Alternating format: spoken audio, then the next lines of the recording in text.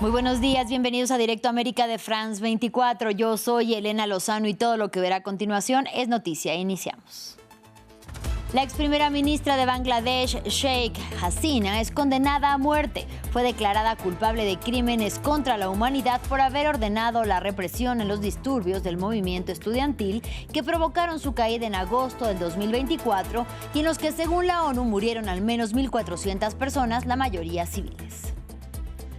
Volodymyr Zelensky de visita en Francia. El presidente ucraniano y su homólogo francés Emmanuel Macron anunciaron un acuerdo de defensa que incluye la transferencia de 100 aviones de combate Rafale y una mayor cooperación en materia de defensa para hacer frente a la ofensiva rusa.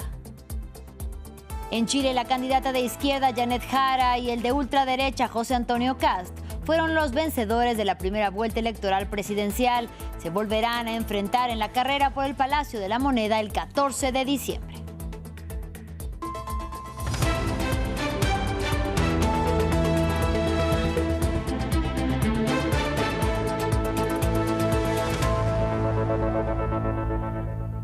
Iniciamos en Bangladesh. La ex primera ministra Sheikh Hasina fue condenada a muerte. Este lunes un tribunal del país la declaró culpable de cometer crímenes de lesa humanidad por haber ordenado la represión en los disturbios del movimiento estudiantil que provocaron su caída en agosto del 2024 y en los que, según la ONU, murieron al menos 1.400 personas, la mayoría civiles.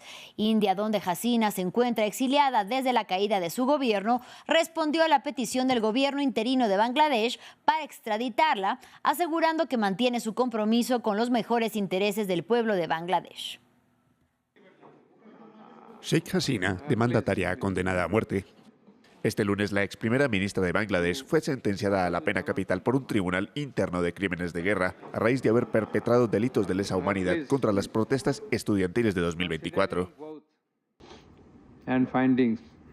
En vista de los hechos, circunstancias y conclusiones expuestos, se ordena que la acusada Sheikh Hasina sea declarada culpable de 3 cargos. En el primer cargo, incitación. En el segundo, orden de matar. En el tercero, omisión para prevenir las atrocidades y falta de acción punitiva contra los perpetradores. Por los 3 cargos hemos decidido imponerle una sola sentencia, la pena de muerte.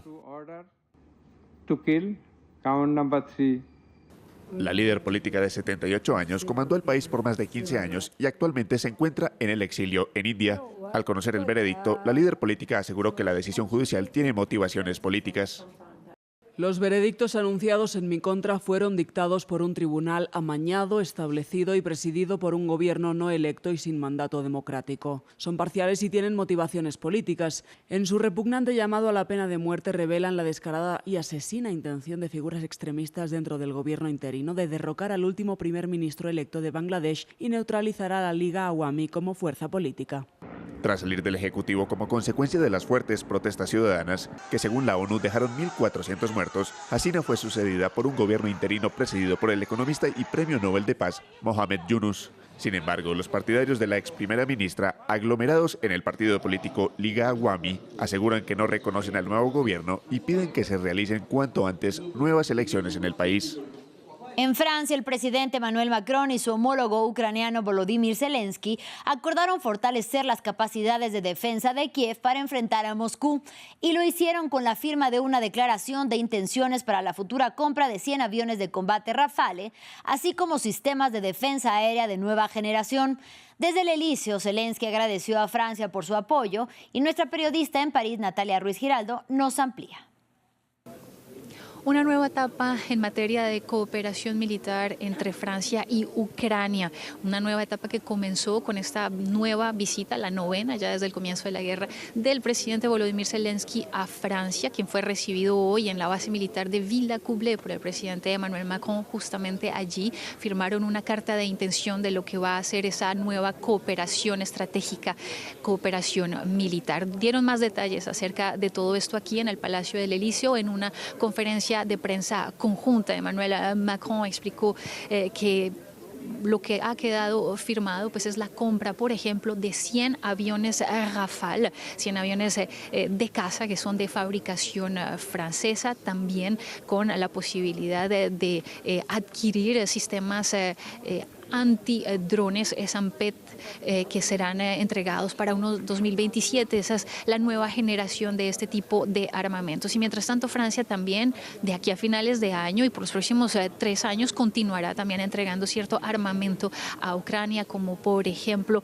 sistemas de interceptación de drones, bombas y también algunos drones. Entre lo firmado el día de hoy también está la compra de unos 55 locomotoras de fabricación francesa por parte de Alstom, que son necesarias para la infraestructura crítica del país. Emmanuel Macron, que dijo esperar reforzar las sanciones contra Rusia en vista de que Moscú por ahora no muestra luces de querer buscar la paz o de que pueda llegar un cese al fuego. Así que esto es lo que ha quedado determinado aquí con un Volodymyr Zelensky que está en una nueva gira por Europa buscando que no haya perdido los apoyos por parte de sus aliados europeos, más después de todos estos casos de escándalo de corrupción que se dieron a conocer en las pasadas semanas justamente allí en Ucrania, que costaron pues el puesto de al menos 2 ministros y de varios de sus allegados que van a ser procesados por este caso de corrupción. Entre las preguntas que quedan por ahora es cómo financiar la compra de todo este armamento, especialmente de los Rafale, que cuestan entre unos 100 a 120 millones de euros. Pregunta queda todavía en el aire. Podría ser a través de los haberes rusos que podrían servir como garantía, esos haberes que están congelados en diferentes bancos en los países de la Unión Europea. Por ahora, Volodymyr Zelensky continúa su gira por Europa, después de Grecia y hoy de Francia. Mañana estará en España. Vamos a Polonia porque su primer ministro Donald Tusk calificó como un acto de sabotaje sin precedentes la explosión de un artefacto en la vía ferroviaria de la ruta Varsovia-Lublin. En un mensaje, el primer ministro polaco condenó el hecho e informó que quedó destruida dicha vía que recorre la capital de Polonia hasta la ciudad de Lublin y conecta con una línea que da servicio a Ucrania. Al gobierno polaco prometió encontrar al responsable y apuntó sus sospechas hacia el que denomina como su vecino oriental. Es muy probable que los organismos de inteligencia extranjeros estén encargando esta operación y las decisiones de la oficina del fiscal sobre este incidente también lo confirman. Estos acontecimientos muestran que las personas detrás de esto han decidido comenzar una nueva fase de amenazar la infraestructura ferroviaria. Seguimos en el viejo continente. En España, el presidente en funciones de la Generalitat Valenciana, Carlos Mazón, compareció ante la Comisión de Investigación sobre la catástrofe de la Dana, que hace poco más de un año se cobró la vida de 229 personas. Cuestionado y señalado por los legisladores, afirmó que él no era el responsable de activar la alerta para prevenir la destrucción de la Dana y se jactó de ser el único funcionario que ha pedido perdón por la pérdida de vidas. Usted es un inútil. Usted es un mentiroso. Gracias, usted es un incapaz. Señor Rufián. Usted es un miserable. Silencio. Usted es un homicida. Gracias. Y esto es un psicópata. Tiene que acabar. Y ojalá pague con cárcel todo lo que ha hecho. Estar diciendo cosas que yo no estoy diciendo.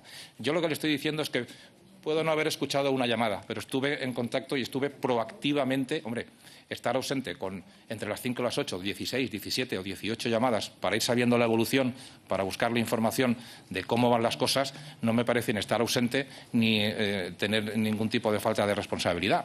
Ahora, si usted lo que quiere trasladar es que pudo haber más víctimas, que pudo haber más daños en función de la ubicación geográfica desde donde yo podía hacer las llamadas, a mí eso sí que me parece un insulto a las víctimas. Y ahora vamos a Chile, con una diferencia muy ajustada. La izquierdista y candidata del oficialismo Janet Jara y el ultraderechista José Antonio Kast fueron los ganadores de la primera vuelta electoral por la presidencia de Chile. Se trataron de unos comicios en los que por primera vez desde 2012 el voto fue obligatorio y en los que la principal preocupación expresada por los ciudadanos es el aumento de la delincuencia y la percepción de inseguridad. Aquí los detalles.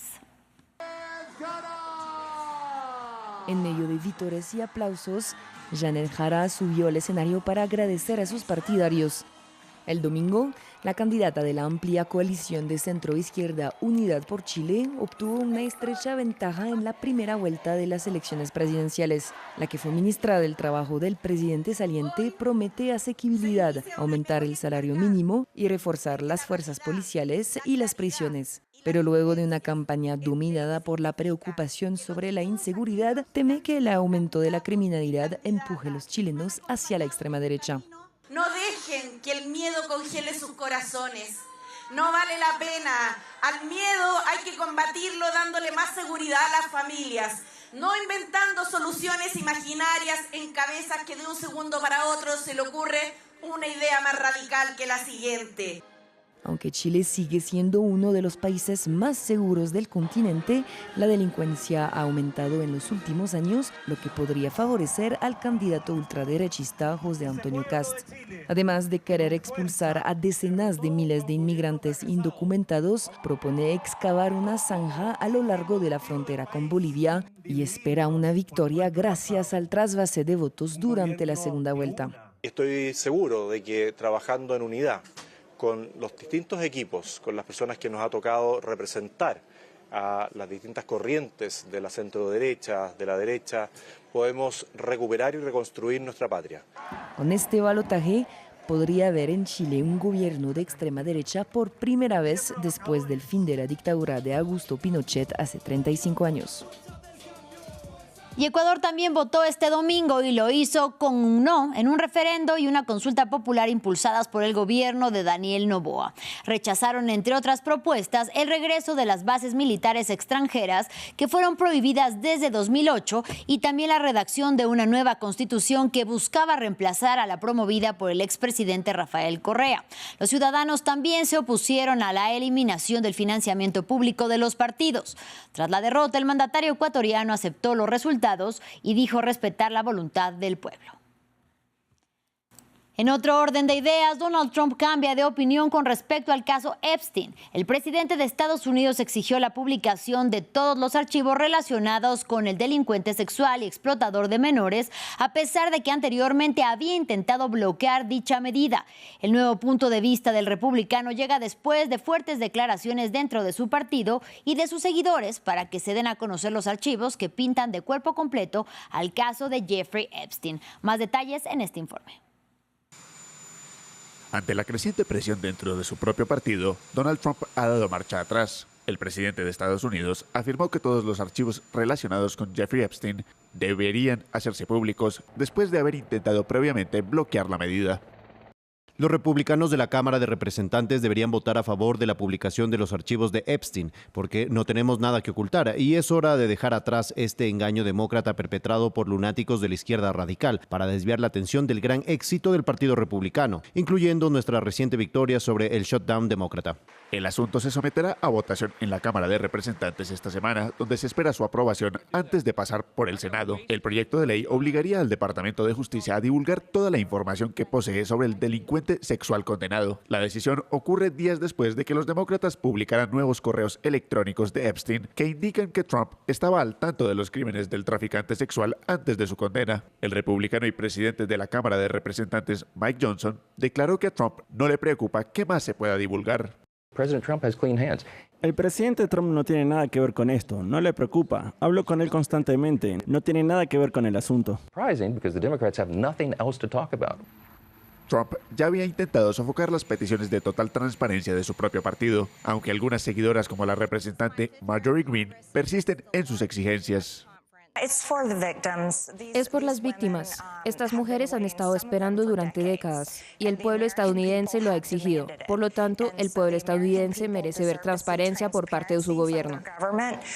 Mientras tanto, en lo que parece un desvío de la atención de su propia implicación en los archivos, Donald Trump ha pedido al Departamento de Justicia que investigue los presuntos vínculos de Epstein con demócratas de alto perfil, incluyendo a Bill Clinton y al exsecretario del Tesoro, Larry Summers. Y finalizamos en Brasil. Miles de personas marcharon por las calles de Belém para exigir medidas a los participantes de la cumbre climática de la ONU, la COP30. Las protestas exigen más medidas climáticas para proteger al medio ambiente y rechazan lo que califican como inacción de parte de los gobiernos y la conducta de los mayores contaminantes con combustibles fósiles. A poca distancia de allí, los negociadores ya llevan la mitad de la maratónica cumbre climática que busca convertir años de promesas en acciones para detener el aumento de las temperaturas globales y también brindar apoyo a los más afectados por un planeta más cálido. Nuestra enviada especial, Valeria Zacone, nos amplió desde las manifestaciones.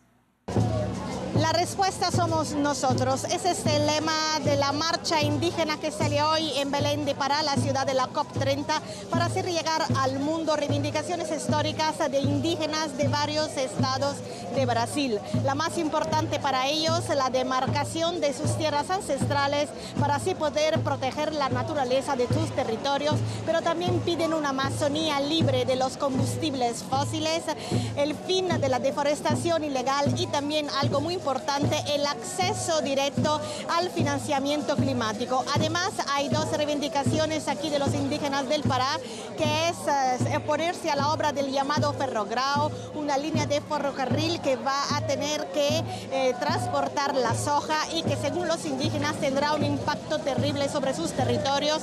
También se oponen a la privatización de Tres Ríos para crear una hidrovía y también transportar mercancías. Es un proyecto aprobado en un decreto del Estado que ha sido temporalmente suspendido por la Corte Suprema.